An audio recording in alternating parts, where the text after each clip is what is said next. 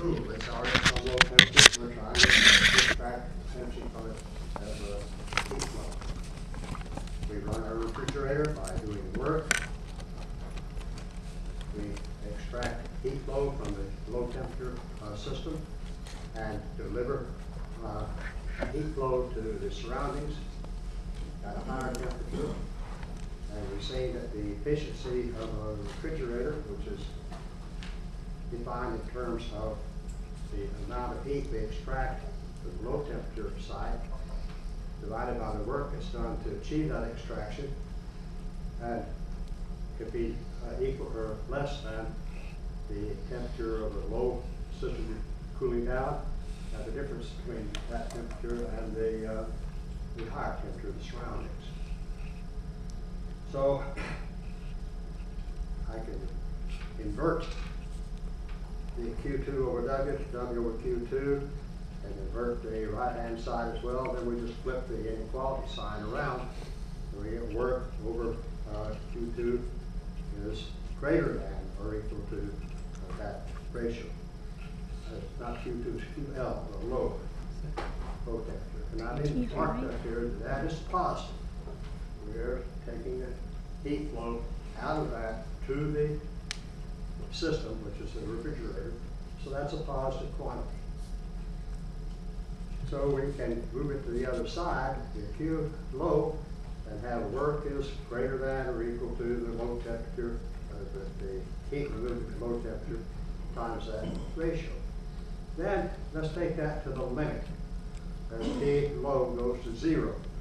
The very minimum amount of work that you could do, the very extreme minimum amount, is when we use that equal sign. So that's equal to Q low times TH minus TL over TL, and then the limit, that's Q low TH minus 0 over 0. That's it.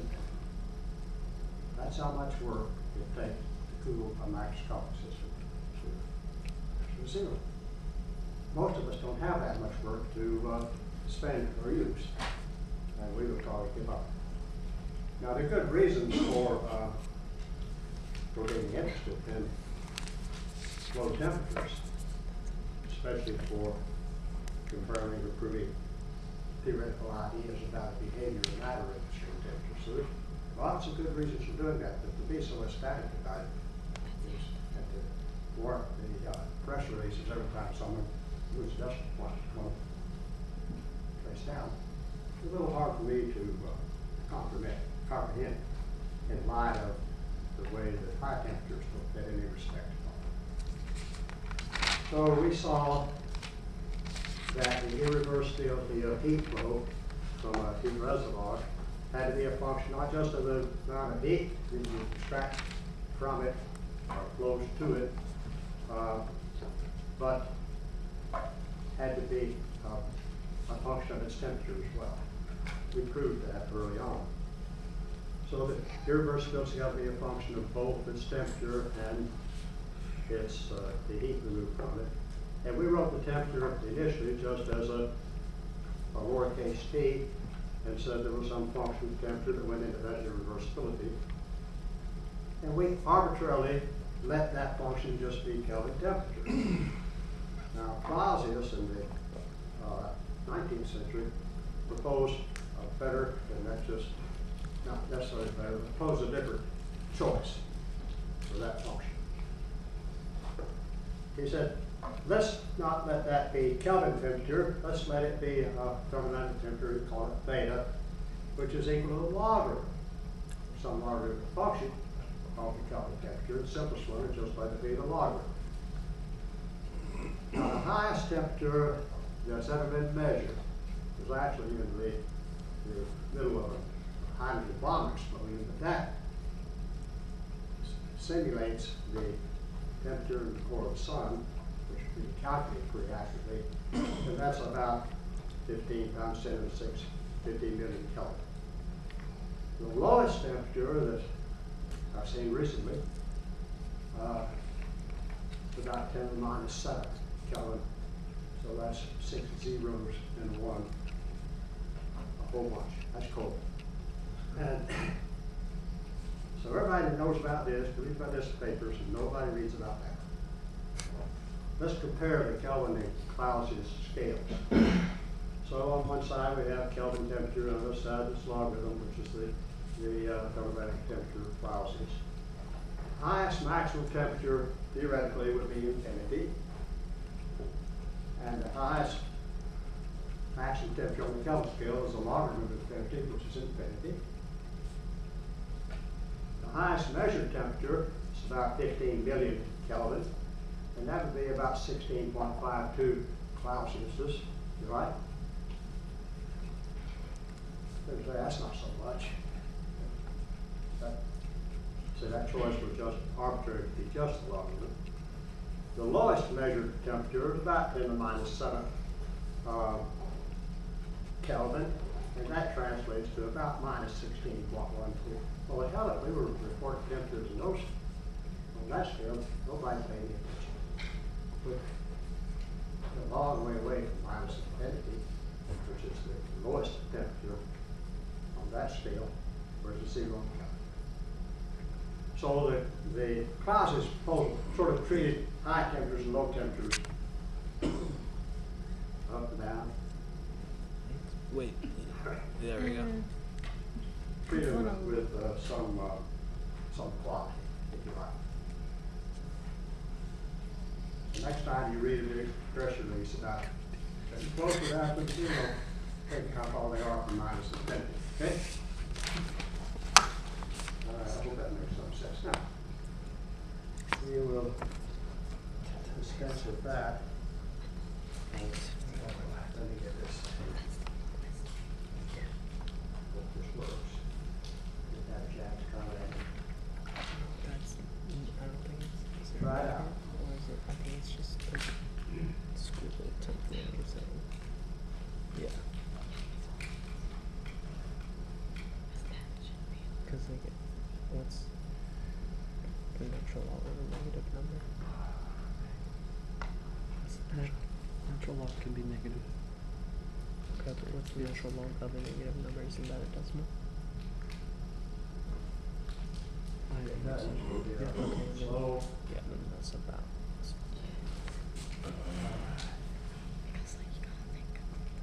Yeah.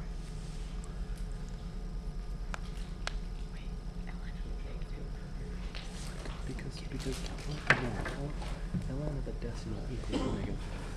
so, I'm sure I won't finish this today. I'd like to be able to say it all in one trip, but it's a mouthful. But this will arguably be probably the most important lecture you'll get on mathematics and maybe on physical science. So I've taken considerable pain to write it out in care. You have to write down any notes you don't want to, because we'll get all these.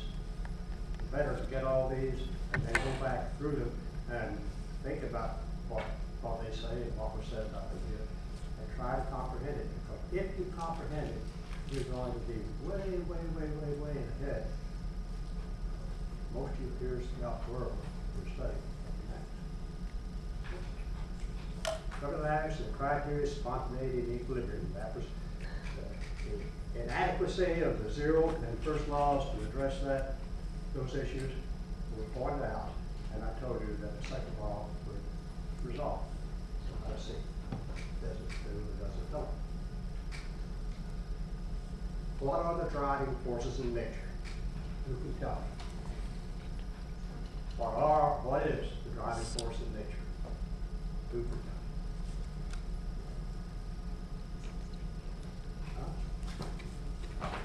Gotcha. Temperature differential. Pardon? Temperature differential. That's one. Attraction between two molecules. Beg pardon? Attraction between two molecules. I really kept got it. An attraction between two molecules. Second? The attraction between two The molecules. attraction between two molecules. Yeah. Well, those are good driving forces. I want to know what is the absolute cause of all spontaneous change. What is it that drives it? If you go up on the roof, you step off, you know what happens, you fall back. You don't fall out. and run into an airplane or a bird on the way up there. It falls down. We understand that driving force, right? Let's see if that being important. Second law of thermodynamics. This is a repeat of a slide I put up in the earlier talk. Our working statement was that it changes entropy of an oscillated system is a measure of its degradation. Decrease in its capacity for spontaneous change. A measure of irreversibility of its change. Remember that? Or, and ds of the universe, which is an isolated system, or any other isolated system, must be greater than or equal to 0 for all possible change. That's the second law. That was our working statement. If the change takes place inversely, being driven by an infinitesimal driving force, then it can proceed with the only change in the isolated system universe is just an imperceptible infinitesimal one. That is a reversible process. Anything that takes place at a finite rate doesn't meet the criteria of reversibility, is irreversible, and that ds of universe will be. That's the second one. Now, if you paid attention when we developed that, and paid attention to the arguments on which we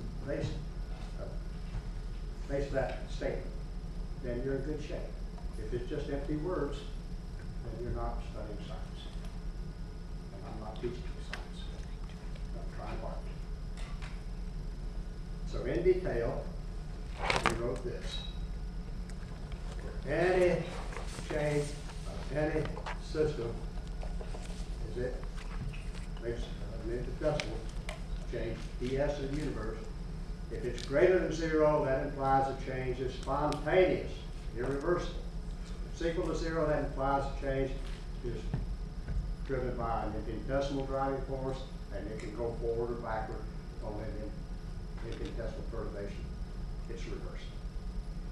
If that is negative, that change can happen. That's the second one. I hope, sincerely hope, that by this time you've seen that enough that not only is there some words and symbols that you recognize, can be a yes or no, but it means something to you. Because I try my damnedest to get there. And I said, as soon as we have fully developed this in class and committed to memory, it'll serve you well in this course and beyond. This is when now we start getting some payback. So the general criteria of spontaneity and equilibrium, in order to help you understand this, I define an adjacent state. That's any state of a system that can be reached by an infinitesimal purpose. You imagine the system that can be anything. It's in some fixed state. For it to change state, it has to go to some state it can get to by an infinitesimal motion before it can go anywhere else. Then another. It doesn't go like Jeannie blinking her eyes and someone's here and then it's over there. There has to be a string of contiguous states from state 1 to state 2, and they comprise the path, and there are an infinitude of paths that the system can follow. Okay? But to change, it has to proceed to what I call an adjacent state. You won't find this in your textbook, so find it here on these notes. For a system to undergo a change of state, it must proceed first to some adjacent state. We can describe the tendency of a system to remain in its present state or to change spontaneously to some other state by consideration. All you have to look at it just its adjacent state. You can't look way off in distance. Just all adjacent states. Consider a system in all of its adjacent states. Then the general criterion of spontaneity and equilibrium is this. A lot of words. I've written these down. Don't try to copy them down or not. Just come back and read them. If for change to all allowed adjacent states, the S of the universe is negative, then what? Then that system cannot change. That's in a stable state. No spontaneous change is possible. If we're changed to some adjacent state or states, the S of the universe is 0, those states are at equilibrium, and the system can change reversibly between them, and they can be part of a reversible path for some distant change. If for change to some adjacent state or states, the S of the universe is positive, there is a driving force proportional to the magnitude of the S of the universe that promotes change, and spontaneous change will by God proceed. Okay? The system is in such a state that it can make an infinitesimal perturbation that drives the universe up, and it's going to change.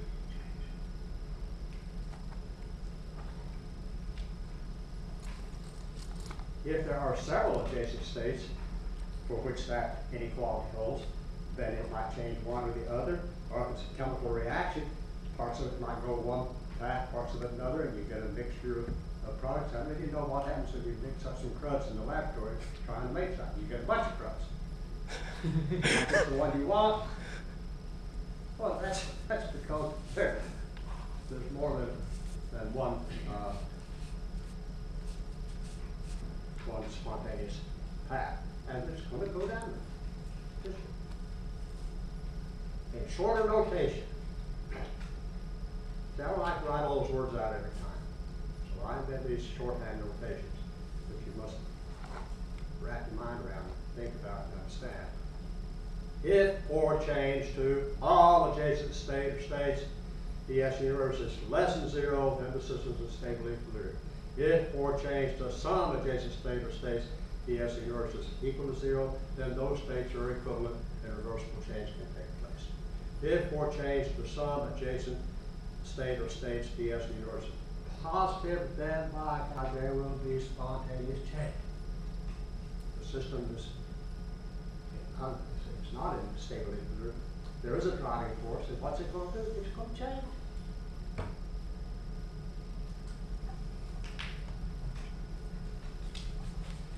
So, general criteria of spontaneity and equilibrium, valid for any system under any conditions. Just repeating it. If or change, not just write all, some, adjacent states, the S of the universe, and then those statements out there. So when you see that, you gotta remember everything was written out in words previously. Is should be implicitly understood when you see that. Any question about that? Does this make any sense at all? Good. Note the universal driving force of spontaneous change. Sure, I asked about when we started this morning. What is the driving force that causes change in the universe? Is yes, the universe is greater than 0 for all possible change. Now this is going to be hard for you to learn this next part. There is no other driving force. There is. Oh, that's so sad. I might know anything than Santa Claus. But the S of the universe takes other notations than this one up here. See if I can take this. Takes other notations than this statement when various constraints are placed on the system. Various constraints are placed on the adjacent states. See, I can bounce this, whatever, I don't know, that's Sheila's report. If I were clever, I could bounce this on this pin here and let go of it and just bounce there, and that would be in a stable equilibrium. And if I move the pin or move the constraint, then it falls, right? So the adjacent states aren't carved in stone, they're just whatever they happen to be. And they can be modified by external means, and then paths open up for systems to change. And that's what we want to look at. This is a completely general statement here that applies everything. Everything.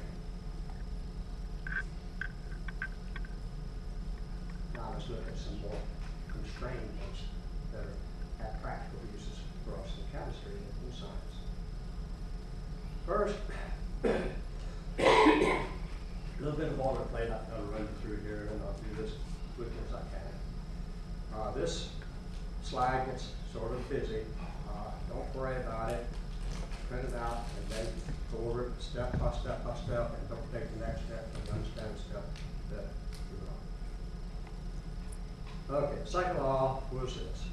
For all possible change of any system, DS in the universe, which is change in entropy of the system, plus change in entropy of the surroundings, must be greater than or equal to 0. That's the second. For change to any adjacent state, the surroundings, we've got a system, and we're focusing on the system and its adjacent states. If it changes to one other, and if during that change there's some heat flow, that heat flow is to or from the surroundings is acting like heat reservoir to that system. If necessary, then it acts like a little heat reservoir. And dS of the surroundings is then minus dQ, heat that flows away. That heat flows to the surroundings is minus dQ, divided by T. And equation 1 becomes dS in the universe is equal to dS. And I left off system here, as I told you I would, normally. Minus dQ over T, because that's the change in entropy of the surroundings, must be greater than or equal to 0. Now recall that Kelvin temperature, or that T is our Kelvin temperature and not the Clausius temperature. And that all Kelvin temperatures are positive. Therefore, we can multiply both sides of this equation through by a positive number like T and not change the inequality. When we do that, we get TdS in the universe. We take TdS minus dQ. That's another way to write the second law. Okay? Another way to write it. Now recall first law. First law was that du is dq plus dw. Sometimes I use squiggly d's to remind us that those are not exact for q and w, but they are for u. At any rate, du is dq plus, and then we divided work into two fractions. Remember that? Expansion work, which you can't get away from, there's a volume change, and non-expansion work. And then we found that the expansion work is minus ddu. All right, there's our first law. Therefore, if you take this last equation here in that box up there, take this last equation right here and write it in terms of minus dq, which we will have in equation 3. We get minus dq is equal to minus du minus 3dv plus dwx. And if you substitute that back into equation 3, you get yet another useful statement of the second law. For all possible change, TdS in the universe, TdS the system, minus du minus pdv plus dwx greater than or equal to 0. That's our working statement of the second law.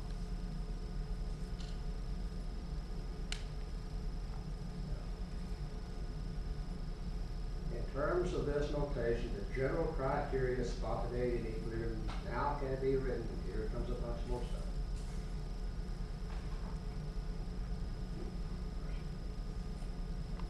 I have to show it to you, I guess. Now, for any system, under any circumstances, any conditions, if for change to all some adjacent properties, TdS, minus du, minus dv, dwx, less than 0, the system will stay in equilibrium, and there will be no spontaneous change. If for those conditions, that sum is equal to 0, then those states are equivalent and take place between them. If for those conditions, those differentials add up to be greater than zero, then the system is not in equilibrium and it will change. There's a driving force in it. Now you say, well, why do you go from a pretty messy notation, where you just have BS universe as the argument, to this stretched out, convoluted mess? Well, let's find out. Constrained criteria of spontaneity equilibrium. Usually, in chemistry, we talk about changes in state under conditions of constant temperature, isochlorine, constant pressure, isochlorine, constant volume, isochlorine, constant this or that, iso this or that. Okay? And we're usually interested in these criteria when there are some constraints. We don't have to use that full constraint. So I'm going to write out, and I tried to be cute here and write the constraints in red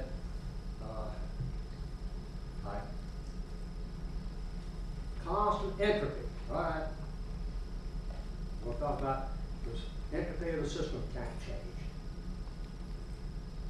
Constant volume. Its volume can't change. And there's no non-expansion work. These are the conditions under which you studied energy in physics. These are exact. You studied blocks and weights and pulleys and things. And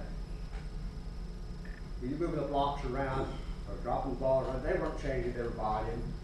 They weren't changing their temperature. They weren't changing their entropy. They were just changing energy. These are the practical constraints of physics. And they're our brethren, so we talk. So the implication is that T ds of the universe under these constraints is VWS. Now, there's that mess I wrote a moment ago, and I've struck through those that are where the differentials are zero. And so the only ones left over is minus du at constant S and V. I don't write Wx on here because we said we want to include that, then we have to. That's, whoa.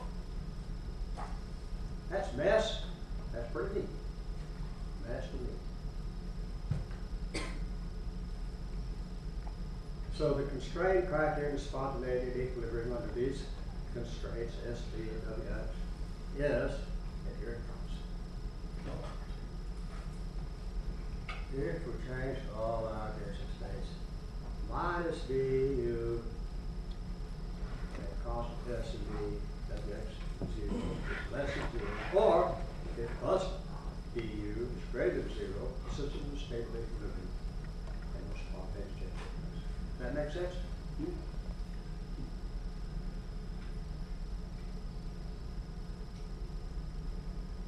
You're a ball, bottom of a round bowl. What are the adjacent states? They're all at higher elevation, right?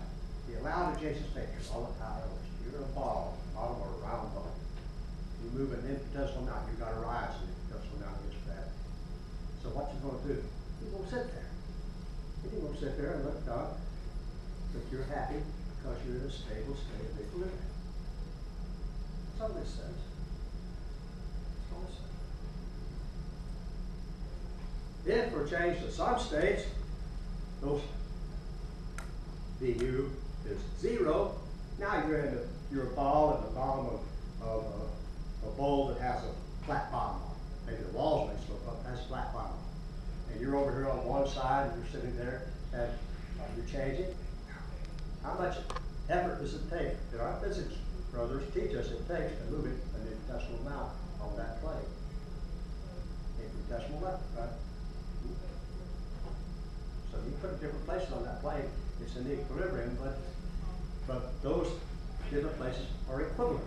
And it can move around, or we can move it around between them using only infinitesimal level. That's what it's called. If for change there are adjacent states for which du is negative, now there's a bump in the bottom of the bowl. hit the bottom of it, and there is a dent, and you're sitting on top of that dent, then what? An infinitesimal nudge, and you're going to change that. Because an infinitesimal nudge is going to lower you infinitesimally in the gravitational field, and you're going to accelerate it. Pretty easy. So in our shorter rotation, this becomes, this will change all some adjacent states. du at constant S and V is greater than 0. You're not going to move uphill energetically spontaneously, right? Systems don't move to higher energy levels spontaneously under these constraints. If they're adjacent states which have the same energy, then the system can move between them essentially reversibly. If they're adjacent states for which the energy is lower, then the system is not in equilibrium in its function.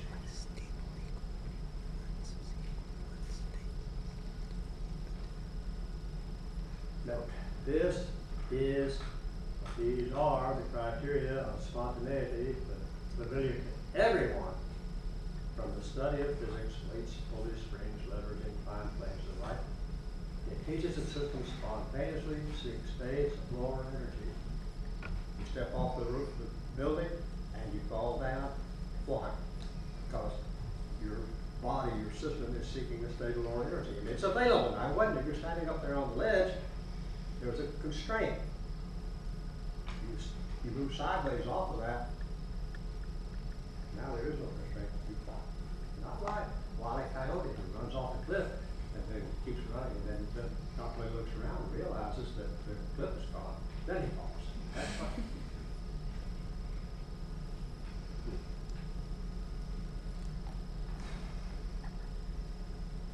So the second law teaches that systems seek the states of lower energy under these constraints, constant entropy, constant volume, no expansion work.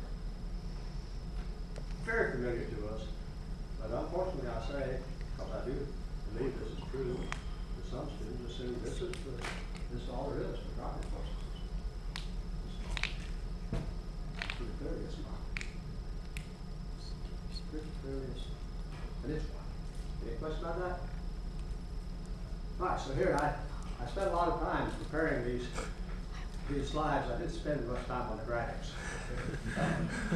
So here's a one-dimensional illustration under these constraints. ds, dv, dwx are all 0. I got a ball here on a warp plane, whatever. And I put the ball in various positions. Here's state A, for example. See if I can point to that.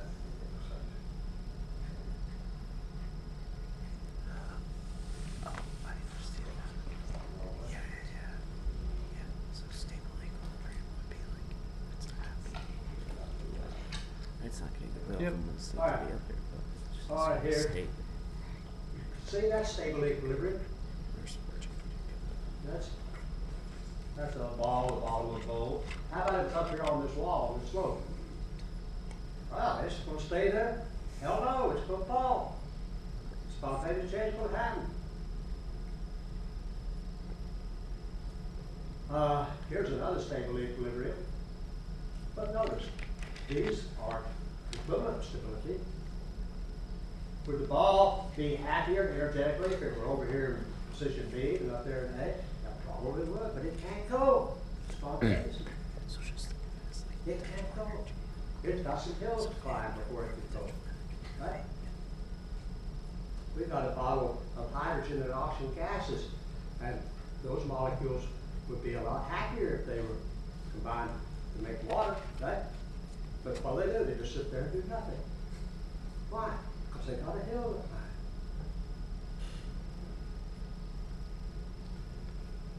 All right, here's one that's sitting on that bump.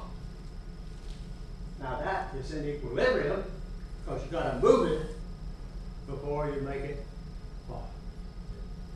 You have to move it how far? Infinitesimal nudge, and then it's crossed. That's an unstable equilibrium. Now here's on a flat place, and over here's another flat place, and the ball can move sideways on that without changing energy, and those are equivalent states. And here's some more spontaneous circumstances. Maybe the graphics make this clear.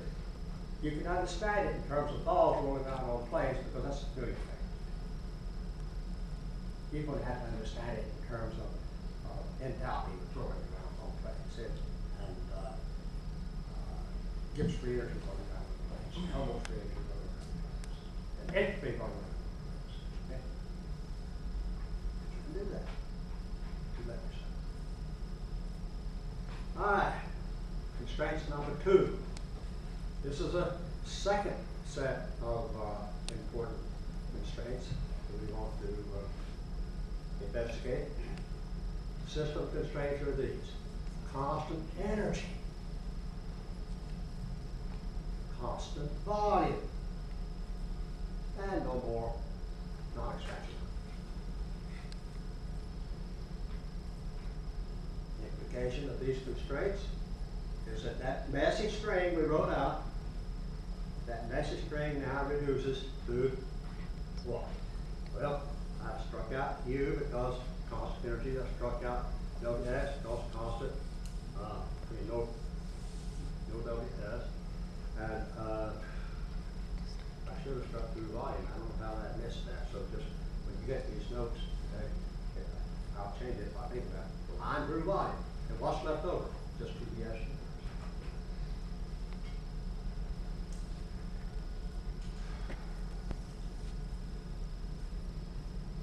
Constraint criteria of spontaneity and equilibrium under these constraints is, here are all those damn words again. It pertains to allowed addition states.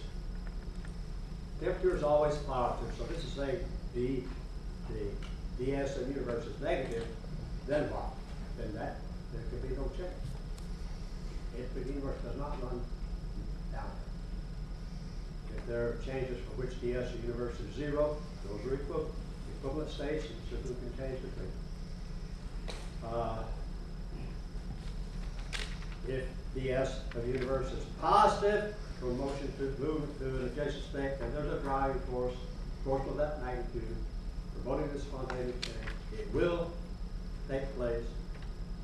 Several such adjacent states, then it may go, various parts of the system may go down, all of them or some of them. Important thing is that there is any adjacent state for which ds of the universe is positive, it is going to change. It's not equal. Shorter notation, this is low. Therefore, change to all some adjacent states. TDS universe is less than 0, ain't going to equal to 0. Those states, reversible path, are part of the reversible path is possible. Greater than 0, it's unstable. It's going to change. Since all Kelvin temperatures are greater than 0, TDS in this expression can be replaced by just ds. Constant U and V. And under these constraints, the driving force for change is systems spontaneously seek the states of higher entropy. So when the energy states and the volume states, you're not doing anything, volume states, there's no expansion work, there's not any other kind of work, then the driving force is just that the system runs the higher spontaneously.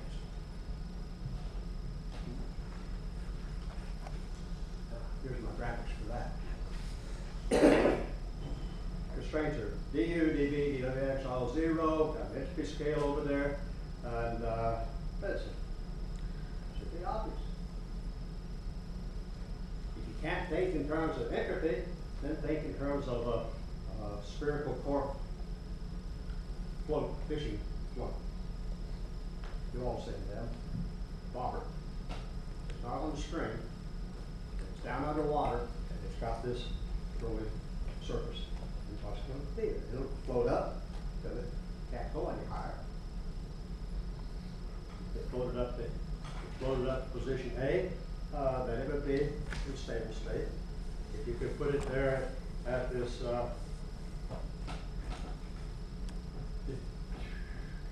put it there on that spot, it'd be an unstable equilibrium, just to, if it doesn't nudge either way, to make it go one direction or the other. Here's spontaneous change is going to take place. It's going to go up. Here are equivalent states, spontaneous. Here's another stable equilibrium. This time P is more stable than A, and out here is so. Does that make any sense at all? Yes. Why is B more stable than Because the driving force in nature under these constraints is that the system seeks a state of higher entropy. And the entropy is higher there at B than it is at A, and therefore it means more stable. Okay?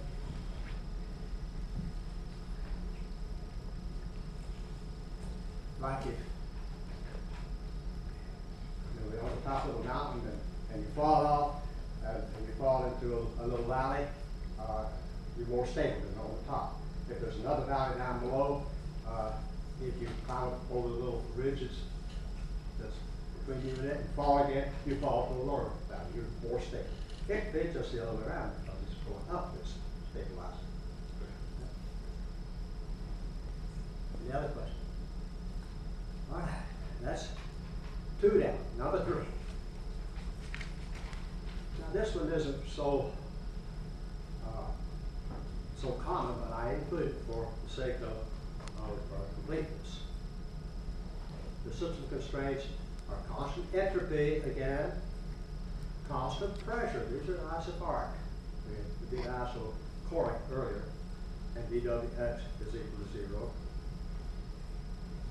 The implication now is that TDS of the universe under these constraints, and I strike out the, since S is constant and there is no Wx, P is constant, I'm striking out and this indicator is constant.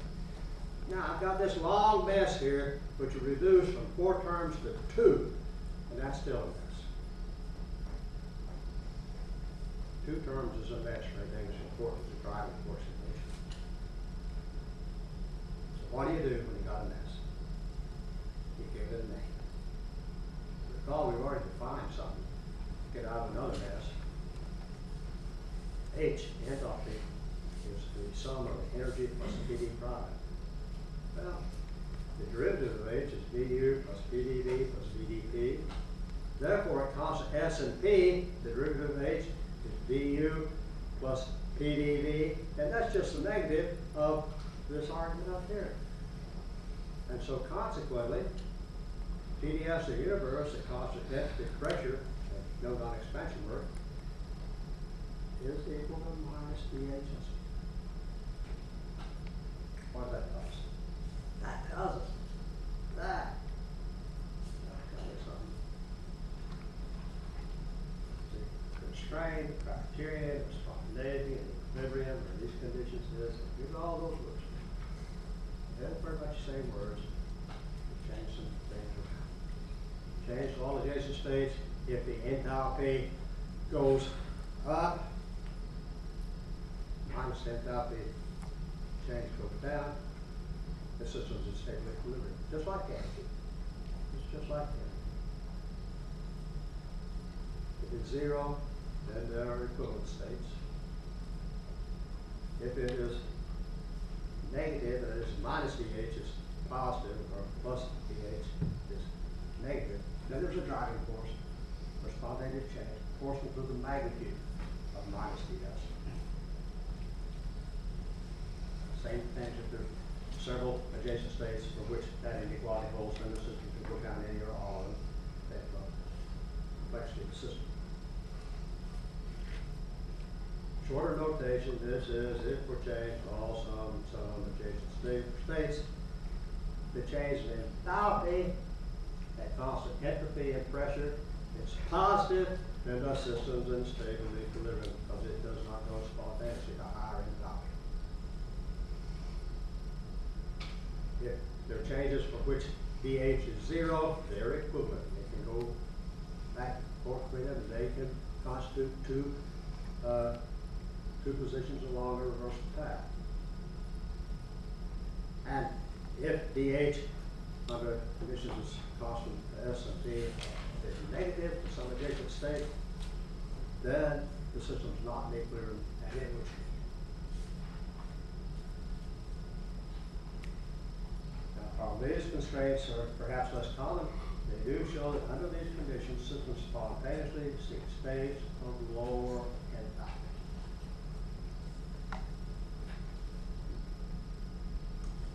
This is what happens in a bottom calorimeter.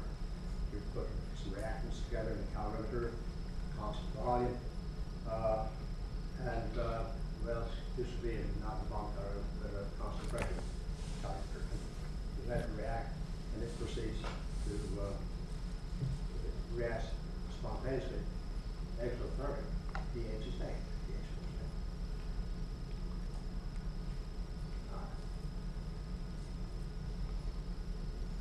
Number 4. This one better be important. System constraints. Constant temperature, oh, a nice thermal, I like that. Constant, oh, that's nice. Constant volume. Still no non-expansion work. Maybe we'll get around to that one of these days. Implication. Messy string of derivatives. When we get rid of those that are constrained not to be there, we get TDS of the universe is, oh, another mess. 4 terms down to 2, that's some improvement, but still a mess. So it is a non-honored traditional thing when you come up against this in science.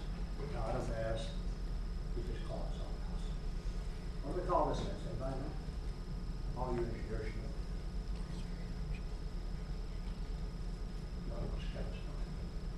All you engineers know. Well, you go with that. We can define a new extensive state function. A should be a state series. A is exactly equal to the energy minus a Ts car. And the name of it is Helmholtz free energy, or Helmholtz energy throughout. Then the derivative of A is derivative of U minus TdS minus SdT. Therefore, the derivative of A at constant volume and temperature is UVT minus TdS dt, and that's just the negative of that mess there. Oh, that's minus mess, minus derivative of mess. Well, it is. So TdS of the universe under those constraints is equal to minus EA.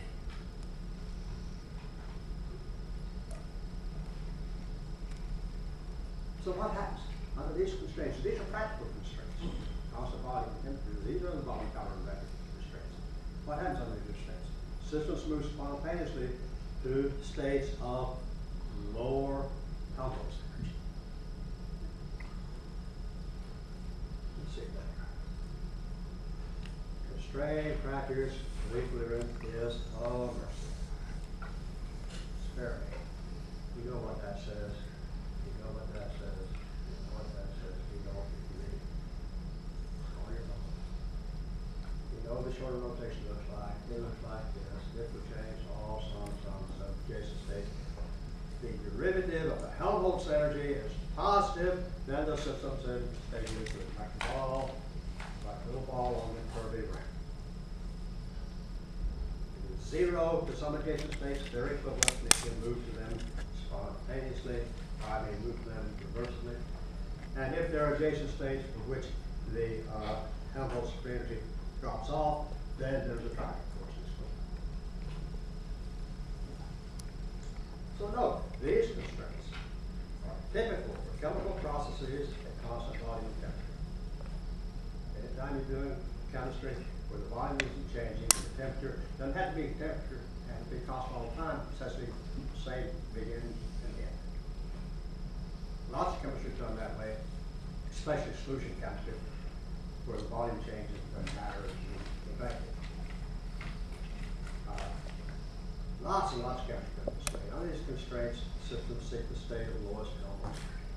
Oh. Maybe this will be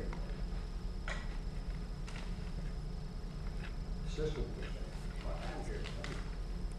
Had that all be up there. Where am I? Well, oh, they're not there. constraints are constant temperature, constant pressure, no expansive or pressure and temperature. Oh, that's a good way to do chemistry. Lots of chemistry done that way in the laboratory. Pressure's atmospheric pressure usually, temperature's ambient temperature usually. You swap them together, they get hot, they get cold, and you all settle down, it's back to ambient temperature, ambient pressure. These are really the most practical conditions. So our mess now turns into a three-term, our four-term mess, it reduces only to a three-term mess. We need salt and metals. We define a unit since a state variable. G gives free energy. G is defined as H minus TS. H is U plus PV. So U plus PV minus TS. Therefore differentiate that sucker. Invoke those constraints, constant pressure and constant temperature, and you wind up with just three terms remaining, and those three terms are just exactly the negative of those three terms up there. And so consequently, TDS of the universe, constant pressure, temperature, and no non-expansive work, is equal to minus PG. And the constraint back here, it's spontaneity. And the reason constraint is, oh, mercy, that, and that, and that, and that, and that. Under these constraints, if all the adjacent states, you move any one of them, the Gibbs free energy goes up, then they ain't going to stay. It will not move spontaneously to higher Gibbs energy on these constraints.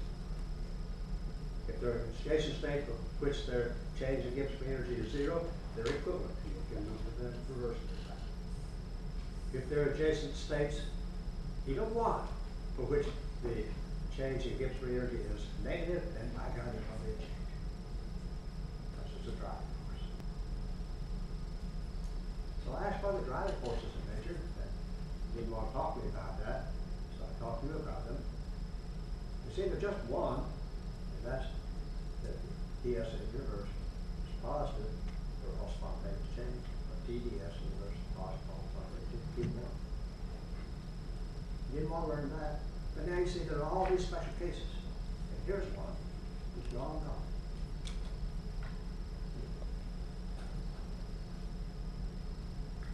Let me ask you this. Consider a chemical reaction. What condition is required for it to proceed spontaneously? We taught this in high school. What's the condition? Chemical reaction. Will it go or will it not go? What's the anybody can tell me, go ahead and be shy. Something has to be negative if the reaction is going to proceed. The Gibbs free energy. Gibbs, yeah. Say it. The Pardon? Gibbs- Not the entropy, no. Gibbs free The energy. Gibbs free energy. How many of you ever heard BG has to be done? How many of you ever heard of DG? Delta G for reaction. And what did you learn? Did you learn that for a reaction to be spontaneous, delta G has to be negative? You learned that? Yeah. Everybody knows that. Well, if the constraints are these, then they're right. If there's something else, they're wrong. These constraints, constant temperature, pressure, and no non-expansive work, are typical for most chemical processes. Under these constraints, systems spontaneously seek states of moisture. The fact that spontaneity of chemical reactions requires delta G's to be negative, which everybody knows, whether you admit it or not, you can't be in this class that hadn't heard that somewhere. If you did, you need to go back and fire on your teachers. Because that's the standard is taught. But the fact that that is so familiar a concept is what I call another example, the tail, which is the vocabulary, wagging the dog, which is a science. Because if you understand what's unraveled here today, you don't have a clue what that means. If you understand this, then you know precisely what it means. And you know that it's just a limited, it's not the criteria of spontaneity, and you the criteria of constrained equilibrium spontaneity. If these are so, I can't apologize, I can just feel sorry. So, in summary, here are the constraints we're talking about. If there are none, this is the criteria. Here's the driving force. Those four things right there. The driving force for spontaneous change is always what's shown in that first little column up there. Oh, right there. That is the driving force. Every one of these is that. Every one. We've deduced every one. So, if the cost entropy and volume, no non-expansion work, then the driving force is the tendency of nature to seek the states of lower system energy. In general, systems spontaneously seek states of higher total entropy. That's always true. That's always true. At constant UV and no non-expansion work, systems seek states of higher system entropy. That's also the universe entropy because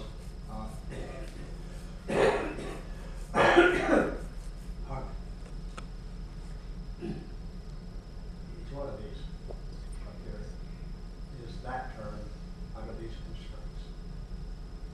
All right, at constant the constant SP and no non-expansion work, system seeks the state of lower enthalpy.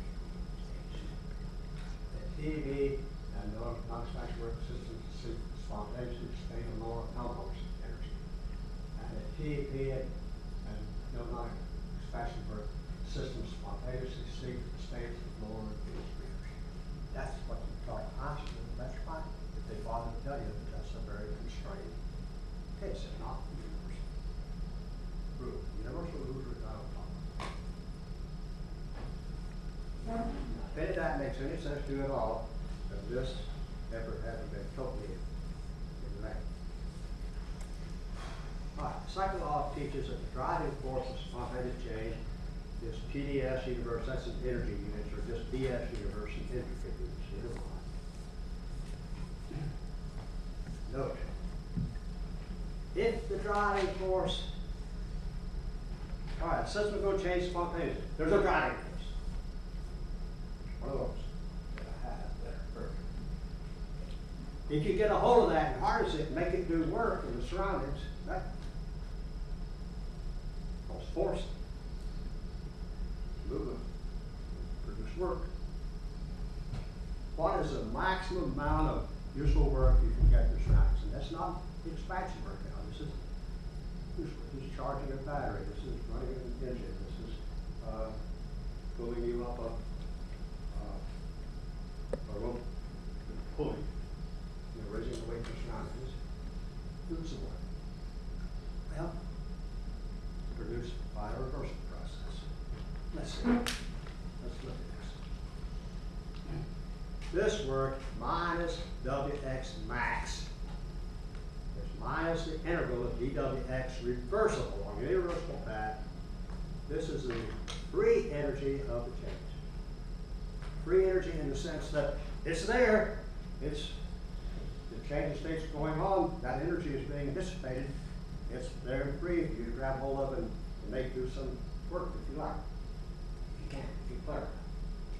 And you engineers are clever enough, we do it all the time. So that's what we mean by free energy.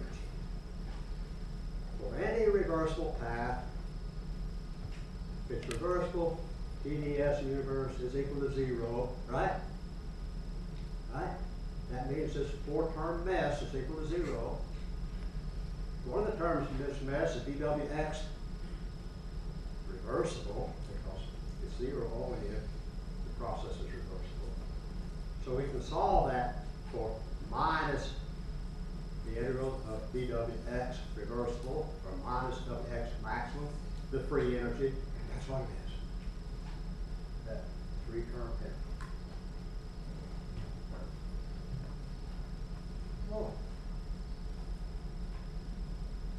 the change of state, this is our old, our typical change of state.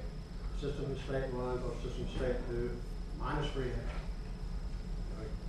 Thermodynamic equations could be written for any kind, any variables that you want to put there for fundamental variables. Free energy is the state functions. Let's see what free energy is under various constraints. But there are no constraints, it's that integral that I just showed you a moment ago. If the constraints are S and B, no more Wx is 0, now Wx is. We're giving it its full view. Finally letting it shine. Non-expansion for free energy. It's minus dU. Change in energy under these conditions is free energy.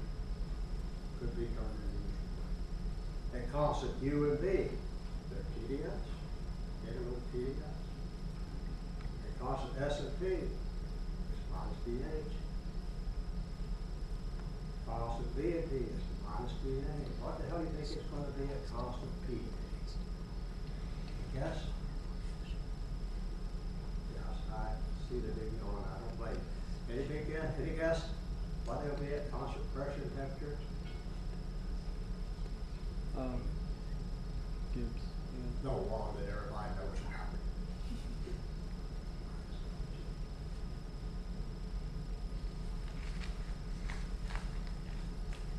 Whoa, yeah. I know that one. It didn't do that. Well, I did manage to get through it a little early. I'll post all these things. Please, please, please.